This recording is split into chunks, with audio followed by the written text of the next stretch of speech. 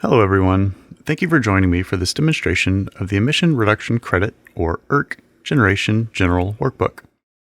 In this video, we are going over the general sheet of the workbook. This sheet is for general information regarding the project, such as the company and site information, county, state implementation plan, or SIP year, reduction strategy, cap and trade applicability, and industry type. Throughout the workbook, all yellow cells should be completed by the applicant unless noted otherwise. Questions will gray out based on responses to previous questions. Beginning with this sheet onwards, there is an unlocked column for applicant internal comments. This is an optional area to be used by consultants and applicants as they prepare their application. All notes should be deleted prior to submittal. This column is not an appropriate location to make notes to TCEQ staff. As we go through the workbook, you'll notice that some areas will be initially grayed out and become available as data is entered, whereas other areas may remain gray or become grayed out. Cells that remain or become gray should be empty.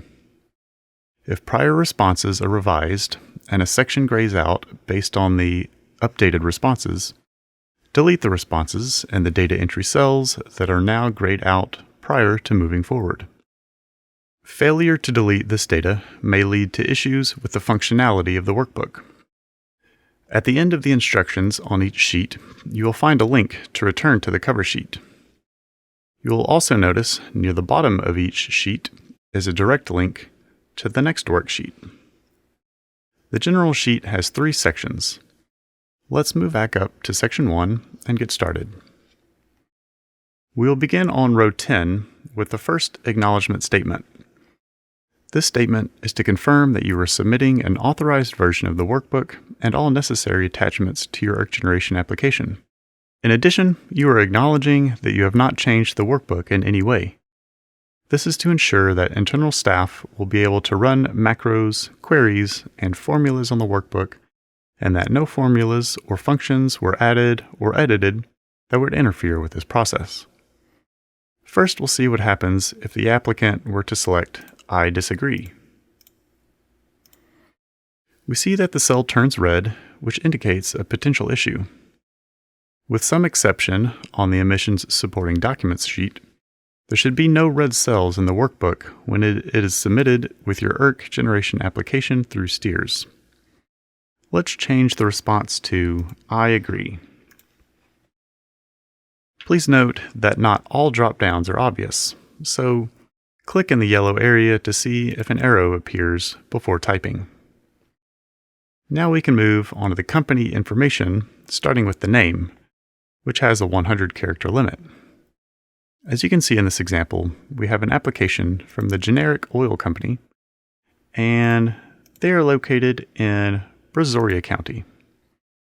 You'll notice that the non-attainment area will auto-populate based on the county that is selected. In our case, it is in Houston, Galveston, Brazoria. There are additional character limits throughout the workbook.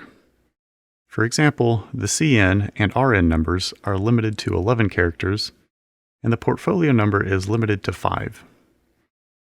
Let's type in a 10 and 12-digit CN number so that we can see the error message that will display.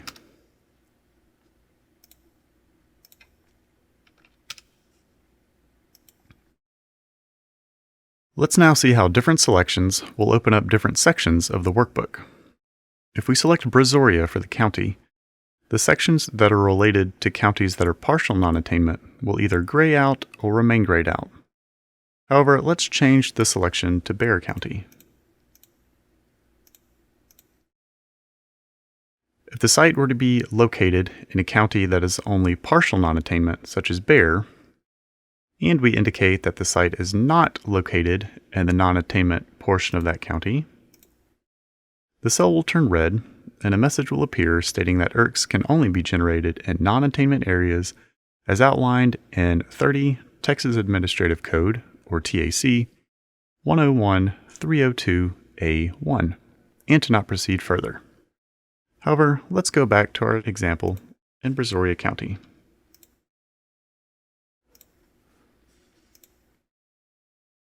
The following information is from a completed ERC generation project with some edits and adjustments in order to display maximum functionality of the workbook.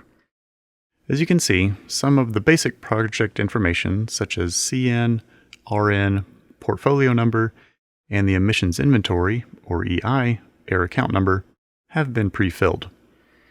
If a company does not have an RN or needs to update its CN or RN, a core data form should be submitted to the central registry.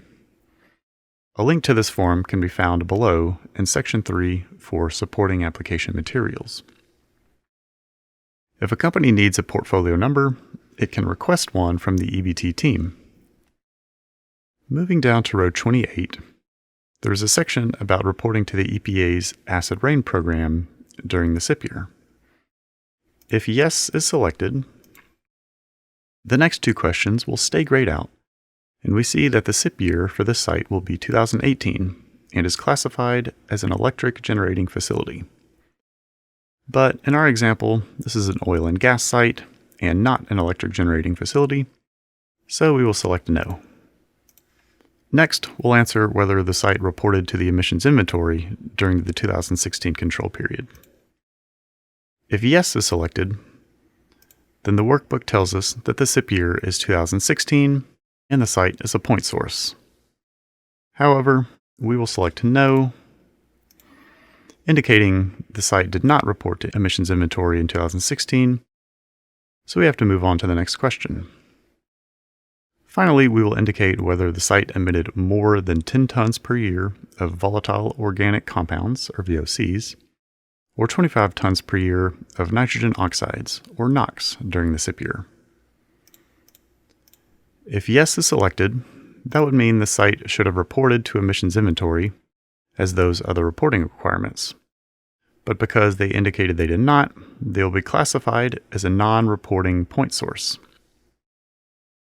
At this point, a message appears stating that non-reporting point sources are not eligible to generate ERCs per TAC 101-302B and to not proceed further. For our project though, we will select no, leading us to a SIP year of 2017 and the classification of being an area source. Next, we will move on to the reduction strategy or strategies if implementing more than one. Please note that you may select up to 2 reduction strategies for this workbook. If your project includes more than 2 strategies, you will need to prepare and submit an additional workbook. First, we'll select the reduction strategy from the drop-down list. We'll initially select permanent shutdown of full site in order to demonstrate a unique function on the next sheet for facility information. Don't worry about the large gray area under this reduction strategy. We'll come back to that area in the facility information video. Now, because this site is an area source and the reduction strategy is a permanent shutdown, a 15% or a 0.1 ton per year reduction, whichever is greater, will be applied to the amount of ERCs calculated per TAC 101-303C.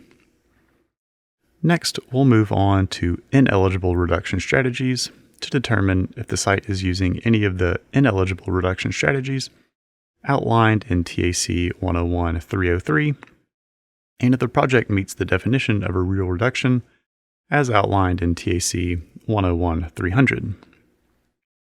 For clarification on any of these terms or questions, please refer to the rules outlined on line 46 or contact the EBT team. If yes is chosen for any of these selections, a message appears stating that the reduction strategy is either ineligible or does not meet the definition of a real reduction and to not proceed further. In our example, we will select no for each question. After that, we will indicate whether or not any of the fins included in this project are subject to the Mass Emissions Cap and Trade Program, or MECT, and or the Highly Reactive Volatile Organic Compounds Cap and Trade Program, or HECT. If no is selected, portions of the next sheet on facility information will remain grayed out. As you can see, cells A25 to B26, which are reserved for cap and trade program information, will be grayed out, which will impact some options in the table below, and we will revisit that in the facility information video. Going back to the general sheet, we will select that our site is subject to one or both of the programs. The final item in Section 2 has to do with choosing the industry type from the drop-down list. If we were to select anything other than oil and gas production, such as surface coating, we will see a grayed out section on the facility information sheet in cells A27 to B31. And that is reserved for the information regarding a full permanent shutdown of oil and gas production site. Additionally, we can now see the cap and trade program section has become available to us since we indicated that our site is subject. Let's go back to the general sheet and select oil and gas production as our industry type.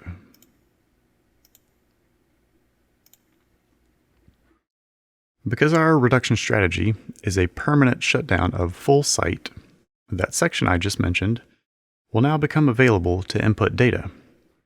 Let's take a quick look at that.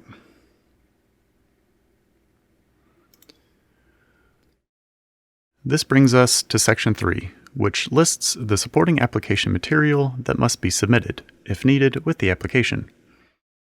For each item, information on how to submit the materials, website links for forms, or where to find additional instructions or details for the documents is available in column B. First, as mentioned earlier, if a CN or RN number needs to be created or updated, please submit a core data form. This link will take you to our website where you will find the core data form. Next, please provide a process flow diagram and a process description. This will help us get a better understanding of the project. If needed, please also include site information supporting documentation. If you are including well plugging reports, also known as the W3 form, please ensure they have been date stamped as received by the Railroad Commission. If a date stamped form is not available, please include a copy of the submission confirmation email from the Railroad Commission with your W3 form. For the emissions calculations and the corresponding supporting documentation, the specific documents will be outlined on the emissions supporting document sheet. And lastly, for projects requesting VOC ERCs, provide the correct VOC speciation documents that will be identified in the workbook on the VOC speciation sheet, and, if applicable, the representative site analysis sheet. Finally, we come to the second acknowledgment statement. This confirms that the ERC application consists of a complete ERC General Workbook and all required supporting documentation. If I disagree is selected, we see that again the cell turns red, indicating a potential issue the EBT team will look into. Again, with some exception on the emissions supporting document sheet, there should be no red cells in the workbook when it is submitted with your application. However, for our generic oil and gas company example, we'll select I agree.